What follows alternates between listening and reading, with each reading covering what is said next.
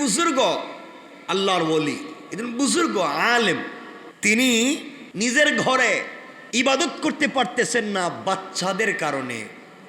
বড় পয়সাওয়ালা ছিলেন না, ঘর অনেক দামি ছিল না, অনেকগুলো আলাদা রুম ছিল না, মানুষের কারণে, পরিবারের কারণে তিনি তিনের ঘরে নিভৃতে একাকিত্বে ইবাদত করতে পারতেছেন না।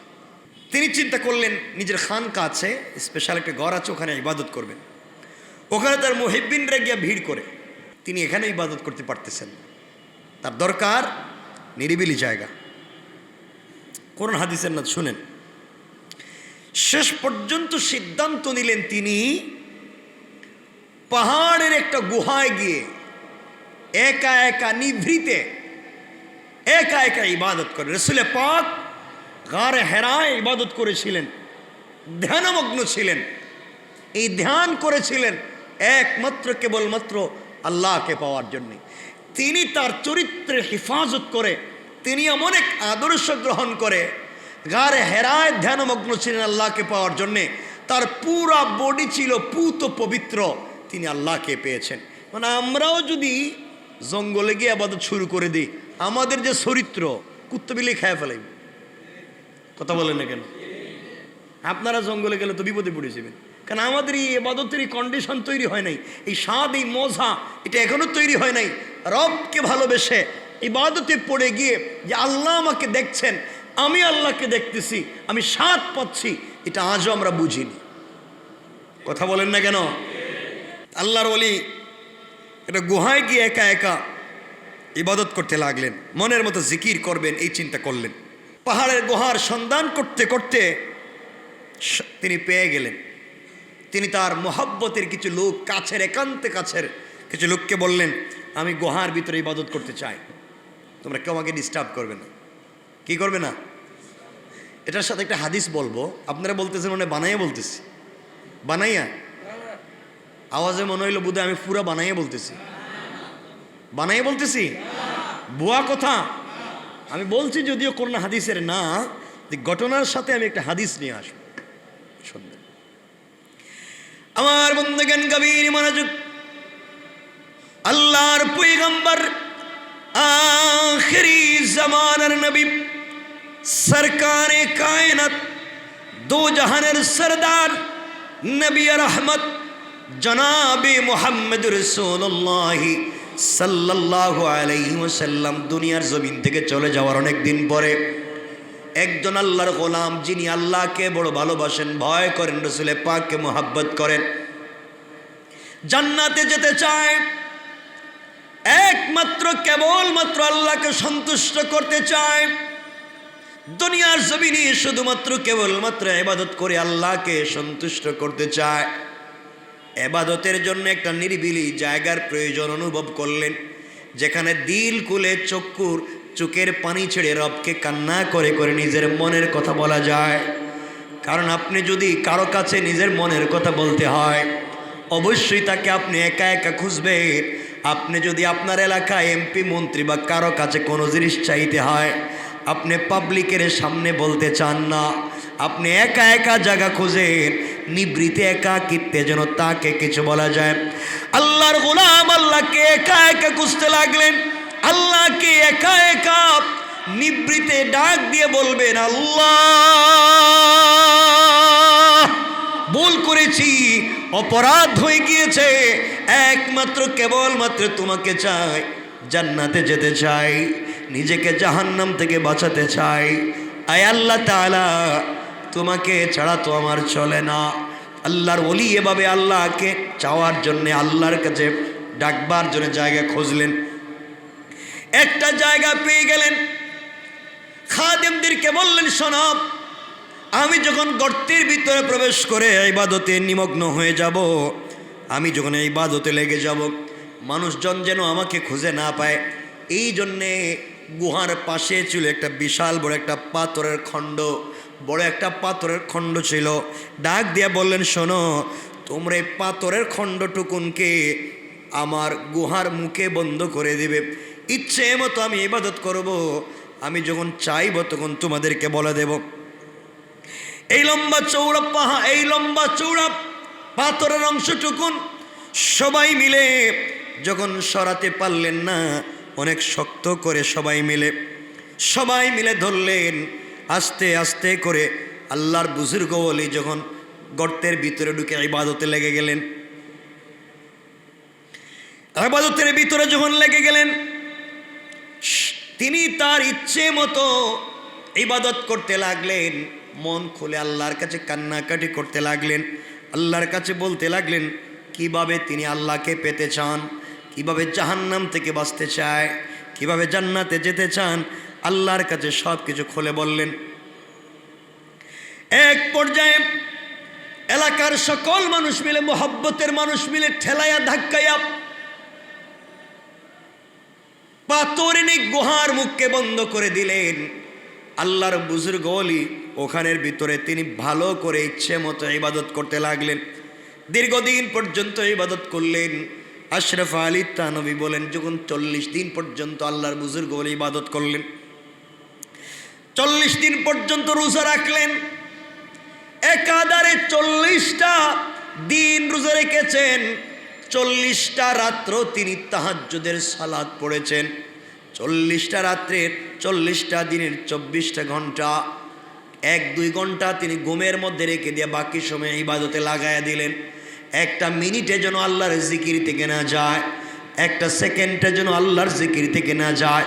24টা ঘন্টা জবানকে আল্লাহর জিকিরে লাগায়া দিলেন।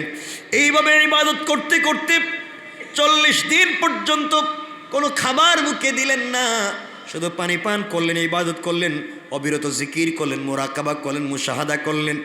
এক পর্যায়ে মনে মনে তিনি বুঝতে পারলেন 40টা দিন একাধারে জিকির করেছেন, দিলের ভিতরে প্রশান্তি চলে আসতেছে। আহারে, আমি তো এভাবে বারবার আসতে পারব। আল্লাহর কাছে তিনি চাইলেন, মন খুলে ইবাদত করলেন।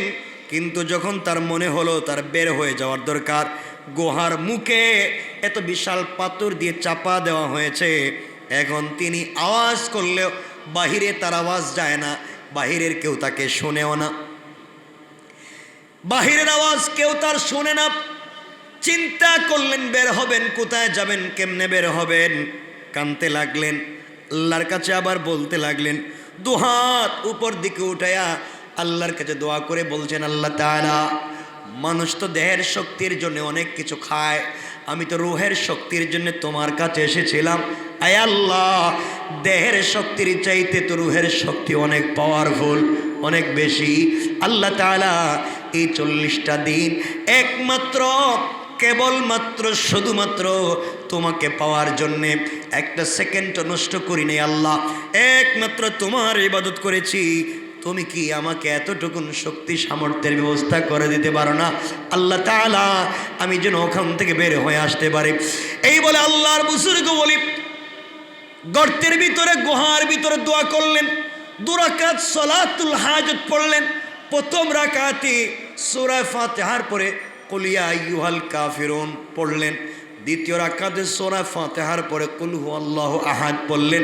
যতক্ষণ দাঁড়িয়েছিলেন ততক্ষণ রুকুতে ছিলেন, ততক্ষণ সেজদায় ছিলেন। এইভাবে ব্যালেন্স রেখে 2 রাকাত সালাত পড়লেন। সালাত শেষ করে সালাম ফিরাইয়া 2 হাত উঁচু করে সজোরে পাথরের দিকে আঘাত করলেন, ধাক্কা দিলেন উপর দিকে। 100-150 মানুষ যে পাথর কেটে হিচড়ে কবর এই গর্তের মুখে নিয়ে এসেছিল, আল্লাহর বুজুর্গ ওলি হাত দিয়ে ধাক্কা দিলেন। দিতে দেরি হয়েছে, পাথর সরে গিয়ে তিনি বের হয়ে যেতে দেরি হয় না। সুবহানাল্লাহ, জোরে পড়েন। আপনাদের মনে হতে পারে গল্পগুলা গল্পই, আল্লাহ রসুল হাদিস বলেছেন, ওই ঘটনা আপনারা জানেন, ঘটনার দিকে যাব না। বনি ইসরাইলের 3 জন গোলাম যখন বিশাল বড় একটা বিপদে পড়ে গিয়েছিল, ঝড় তুফানের কবলে, বনি ইসরাইলের 3 জন গোলাম ঝড় তুফানে পড়ে গিয়েছিল, চলার পথে রাস্তা হারিয়ে ফেলেছে। 3 বন্ধু নিজেকে বাঁচাবার জন্যে যখন 3 বন্ধু মিলে বনি ইসরাইলের গুহার ভিতরে আশ্রয় নিল, কিছুক্ষণ পরে গুহার উপর থেকে ঝড়ের বেগে একটা বিশাল বড় পাথর এসে তাদের গর্তের মুখটাকে বন্ধ করে দিল। এক সময়ে ঝড় থেমে গেল, বৃষ্টি থেমে গেল, তুফান থেমে গেল, ঘূর্ণিঝড় থেমে গেল, কিন্তু তারা বের হতে পারল না। গর্তের ভিতরে পাথর, গর্তের মুখ বন্ধ করে দিয়েছে। তিনজন সিদ্ধান্ত নিল, আর মরে যাব, এই পৃথিবীতে বাঁচবার কোনো সুযোগ নাই, আর মনে হয় বাঁচব না, কি করতে হবে? এই মুহূর্তে তারা সিদ্ধান্ত নিলেন, আমরা তো একমাত্র কেবলমাত্র জীবনে আল্লাহকে সন্তুষ্ট করার জন্য কি কোনো ইবাদত করি নাই, এগুলার ওসিলা নিয়ে আল্লাহর কাছে দোয়া করে দেখি তো কবুল হয় কিনা। তিনজন একজন একজন করে দোয়া করতে লাগলেন। এক আল্লাহর গোলাম হাত উঠাইয়া চোখের পানি ছেড়ে কায় মনোচিত্তে আবেগ নিয়ে ভালোবাসা নিয়ে উপর দিকে দুটো হাত উঠে আল্লাহকে ডাক দিয়া বলেছে, আল্লাহ, দুনিয়ার জমিনে একমাত্র কেবলমাত্র তোমাকে সন্তুষ্ট করবার জন্যে দুনিয়ার জমিনে যদি কোনো ইবাদত কোনোদিন করে থাকি, আমার কোনো দিনের ইবাদত যদি তোমার কাছে কবুল হয়ে থাকে, আল্লাহ, আজ যে বিপদে পড়ে গিয়েছি, বাঁচবার কোনো পদ্ধতি নাই, তুমি আমাদেরকে বাঁচাও। এই কথা স্মরণ করে নিজের জীবনের ভালো কাজকে স্মরণ করলেন, ডাক দিয়া বললেন, আল্লাহ তাআলা, এই পৃথিবীতে দুনিয়ার জমিনে চলার পথে আমি বকরি চড়াইতাম, বকরির রাখাল ছিলাম। আল্লাহ, একদিন বাড়িতে গিয়েছি, সন্ধ্যা হয়ে গিয়েছে। আমার প্রতিদিনের রুটিন ছিল বাড়িতে যাওয়ার পরে বকরির থেকে দুধ দোহন করে প্রথমে আমি আমার বৃদ্ধা মাকে পান করাই, এরপরে আমি আমার সন্তানদেরকে পান করাই, এইভাবে আমার দিন চলে যায়। আয় আল্লাহ, তাহলে একদিন আমি বাড়িতে গিয়েছি, সন্ধ্যা হয়ে গিয়েছে। বাড়িতে যাওয়ার পরে দেরি হয়ে যাওয়ার কারণে আমার মা ঘুমিয়ে পড়েছে। দুধের জন্য অপেক্ষা করে করে আমার মা ঘুমিয়ে গিয়েছে।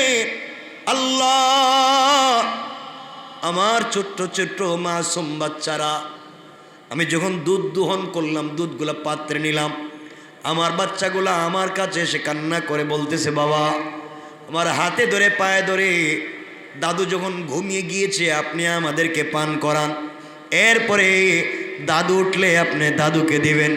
আয় আল্লাহ তাআলা, একবারও আমি আমার সন্তানদেরকে দেই নাই। আমি মনে করেছি আমি আগে আমার মাকে পান করাবো, এরপরে আমার সন্তানদেরকে পান করাবো।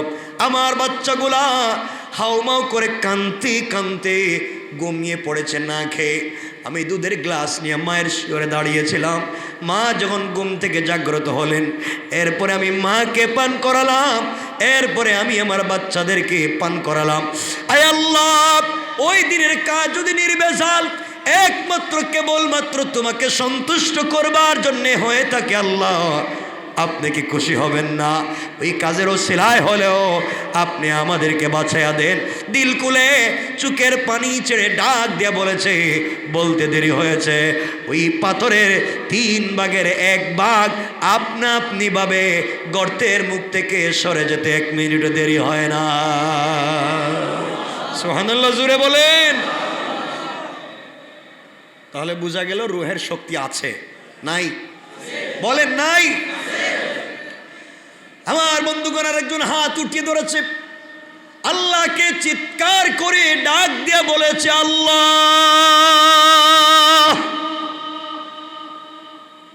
আমার জিন্দেগিতে আমার স্বপ্ন ছিল আমার চাচাতো বোনকে বিয়ে করব, করতে পারি নাই, কিন্তু প্রতিদিন নিয়ত করতাম চাচাতো বোনকে ফুসলাইয়া হলেও তার সাথে মেলামেশা করব, কোনোদিন পারি নাই। কত ট্রাই করলাম, কত চেষ্টা করলাম। আয় আল্লাহ, একদিন আমার চাচাতো বোন বিপদে পড়ে গিয়েছে, পয়সার জন্য আমার কাছে এসেছে। সে আমার কাছে এসে বলেছে, ভাই আমাকে একটু সহযোগিতা করো।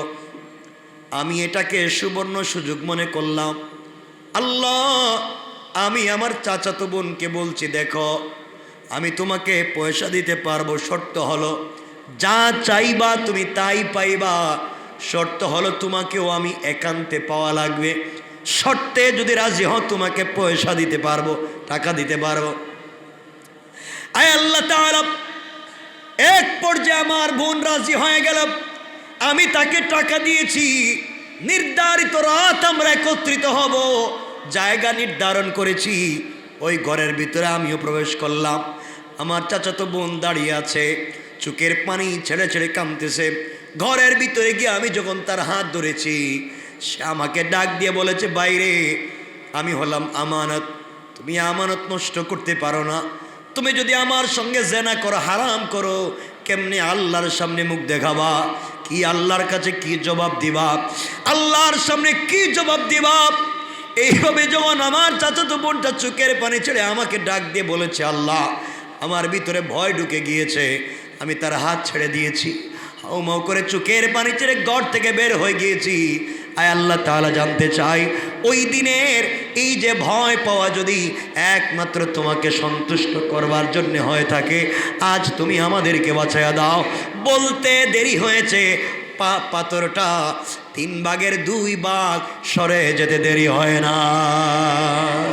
সুবহানাল্লাহ জোরে বলেন, আল্লাহু আকবার জোরে বলেন।